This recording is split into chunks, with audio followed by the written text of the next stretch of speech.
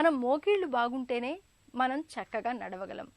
అలాగే భుజంకీలు బాగుంటేనే మన దైనందిన పనులన్నీ సులువుగా చేసుకోగలం. మన భుజంలో ఎక్కడ ఏ చిన్న సమస్య తలెత్తినా అది మన పాలిట పెద్ద కష్టమే అవుతుంది. మన కదలికలన్నీ అతి కష్టమైన వ్యవహారాలుగా మారిపోతాయి. కారణాలు ఏవైనా కావచ్చు, కానీ కొంతమందికి భుజం నొప్పి అనేది పెద్ద సమస్యగా మారుతూ ఉంటుంది. భుజం నొప్పికి దారితీసే కారణాలు, చికిత్సా మార్గాల గురించి డాక్టర్ని అడిగి ఇప్పుడు తెలుసుకుందాం.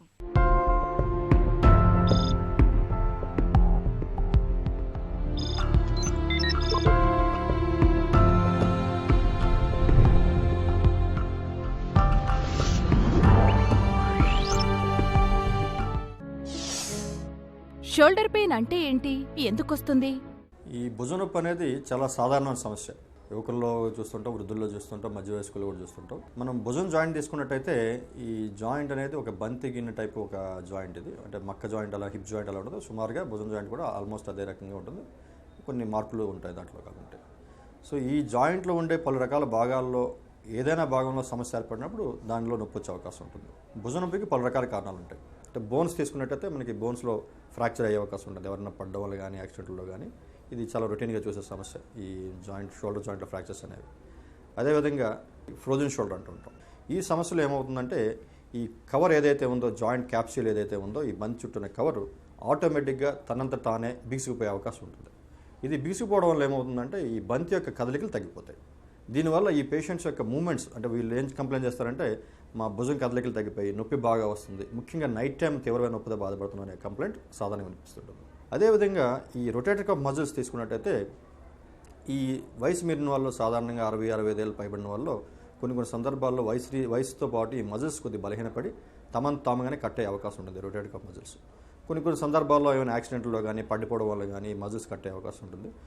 ఈ మజిల్స్ కట్ అయితే ఏమవుతుందంటే వీరికి చెయ్యి పైకెత్తి దించడం కష్టంగా ఉంటుంది. అంటే ఈ మజిల్ లేకపోవడం వల్ల వీక్నెస్ ఉంటుంది షోల్డర్లో. దీంతోపాటు నొప్పి, చెయ్యి కదిలిచి పైకి ఎత్తి కిందకి దించేటప్పుడు విపరీత నొప్పితో బాధపడుతుంటారు.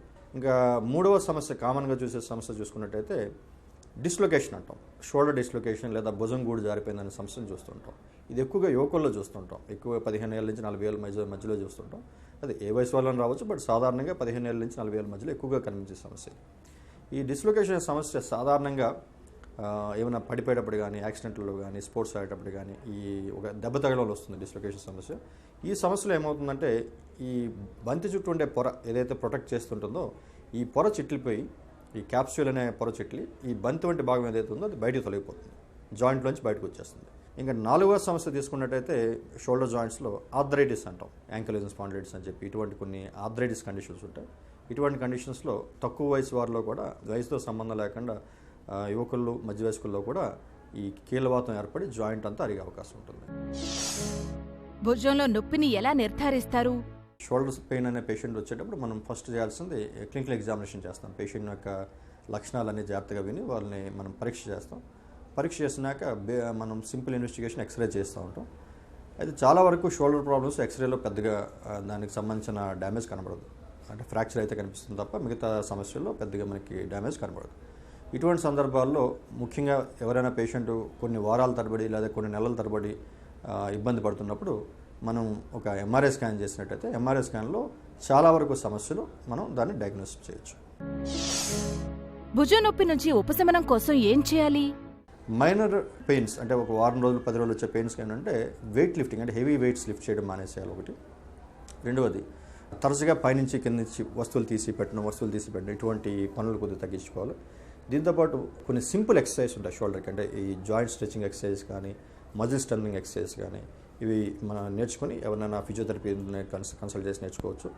ఎప్పుడైతే నొప్పి కానీ, సమస్య కానీ మనకి చాలా కాలం పాటు మనల్ని ఇబ్బంది పడుతుందో, నెల, 2 నెలలు, 3 నెలలు ఇబ్బంది పెడుతుందో, ఇటువంటి సందర్భాల్లో మనం గమనించాల్సిన విషయం ఏంటంటే ఇది అశ్రద్ధ చేసే సమస్య కాదు, దీన్ని ఒక ఆర్థోపెడిక్ డాక్టర్ని కన్సల్ట్ చేయాల్సిన అవసరం ఉంది అని చెప్పి తెలుసుకోవాలి మనం. భుజం నొప్పికి చికిత్స ఎలా ఉంటుంది? చాలా వరకు షోల్డర్ సమస్యల్ని చక్కని ఫిజియోథెరపీ వైద్యం చేయడం ద్వారా తగ్గించవచ్చు. కొన్ని సందర్భాల్లో మాత్రం మనం ఆపరేషన్ చేయాల్సిన పరిస్థితి ఏర్పడుతుంది. సింపుల్ కీహోల్ ఆపరేషన్లు, వీటిని ఆర్థ్రోస్కోపీ అంటారు. భుజాన్ని కట్ చేయకుండా, ఎటువంటి మేజర్ కటింగ్ ఏమి లేకుండా సింపుల్ కీహోల్, జస్ట్ చిన్న ఒక 5 మిల్లీమీటర్ టు 10 మిల్లీమీటర్ సైజులో చిన్న ఘాటు పెట్టి ఒక 5 మిల్లీమీటర్ సైజు ఉన్న కెమెరాని జాయింట్లో ప్రవేశపెట్టి ఆ కెమెరాతో మొత్తం జాయింట్లో ఉన్న డ్యామేజ్ కానీ వేరే సమస్యలన్నీ గమనించి దాన్ని మనం కీ హోల్ ఆపరేషన్ ద్వారా సరిచేయచ్చు. ఇది మనకున్న లేటెస్ట్ అధునాతన విధానం. డ్యామేజ్ ఎక్కువగా ఉన్న సందర్భాల్లో లేదా కొన్ని ప్రత్యేకమైన సందర్భాల్లో మాత్రం మనం ఓపెన్ సర్జరీ చేయాల్సిన పరిస్థితి కనిపిస్తూ ఉంటుంది. భుజంలో నొప్పిని నివారించుకోవచ్చా? ఇంజరీస్ ప్రివెంట్ చేయడానికి వన్ ఇంపార్టెంట్ థింగ్ ఏంటంటే even if you're recreation sports person, అంటే నేను అప్పుడప్పుడు ఆడే స్పోర్ట్స్ పర్సన్ అయినా కూడా మీరు దానికి సంబంధించి ఒక కోచ్ దగ్గర కొన్ని సలహాలు తీసుకోవడం అవసరం. అదేవిధంగా ఒక ఫిజియోథెరపిస్ట్, ఒక స్పోర్ట్స్ ఫిజియోథెరపిస్ట్కి వెళ్ళి ఈ షోల్డర్ జాయింట్ కావచ్చు, మిగతా జాయింట్స్ కావచ్చు, దానికి సంబంధించిన స్ట్రెచింగ్ ఎక్సర్సైజ్ కానీ స్ట్రెంథింగ్ ఎక్సర్సైజ్ కానీ నేర్చుకోవడం అవసరం. అదేవిధంగా ఎప్పుడైనా స్పోర్ట్స్ ఆడేటప్పుడు ఖచ్చితంగా వార్మప్ చేయడం అవసరం. Before the game and after the game warm down చేయడం అనేది చాలా అవసరమైన విషయం. ఇది మనం యంగ్ పీపుల్ లేదా స్పోర్ట్స్ ఆడే వాళ్ళ ఏజ్ గ్రూప్లో తీసుకున్నట్టయితే.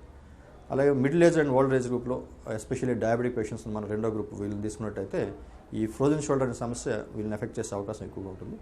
దీనికోసం వీరు కొన్ని సింపుల్ ఎక్సర్సైజెస్, స్ట్రెచింగ్ ఎక్సర్సైజెస్ వీళ్ళు నేర్చుకొని రోజు 5 to 10 minutes morning, 5 to 10 minutes evening చేసినట్టయితే ఈ ఫ్రోజన్ షోల్డర్ సమస్య వచ్చే అవకాశం తక్కువగా ఉంటుంది. అదేవిధంగా ఒకవేళ వచ్చినా కూడా అది ఈ ఎక్సర్సైజ్ ద్వారా నయమయ్యే అవకాశం ఉంటుంది వారికి. ఈ రోజు కార్యక్రమాన్ని ముగించే ముందు సన్షైన్ హాస్పిటల్ సమర్పించే ఒక చిన్న చిట్కా మీకోసం.